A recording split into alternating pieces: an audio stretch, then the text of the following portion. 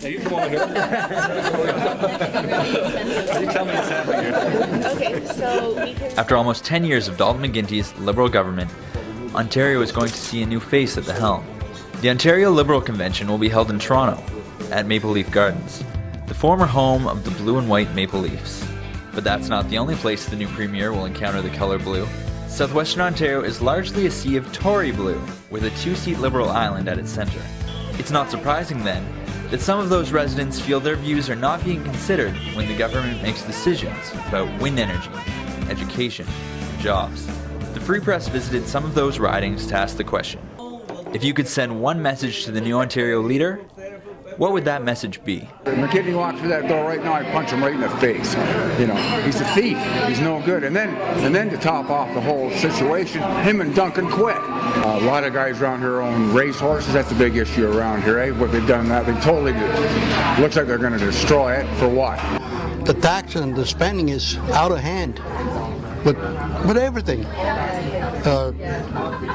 In the past, you know, there was so much money around and they just kept spending, and now, you know, there's lots of unemployment and that, and the money doesn't come in and makes it hard on the people. Health care, long-term care, a lot more help for seniors, more long-term care facilities. The Premier has forgotten that we exist, and he seems to focus mostly on Toronto, and there's a large part of Ontario that isn't Toronto, and I think he needs to think about agriculture too, because I believe it's the largest industry in Ontario at the moment. Keep costs low for small businesses, basically, right?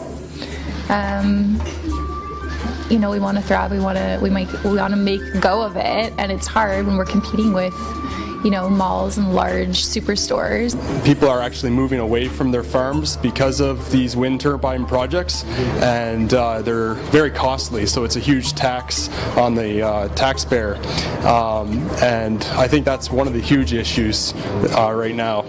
They're going to put up like dozens and dozens of windmills all around the area, and I would say the population is pretty split as to whether this is a good thing or not. Obviously, some of the farmers are going to do very well from it because of the royalties, but many of the local people think that it's going to completely destroy the beauty of our area.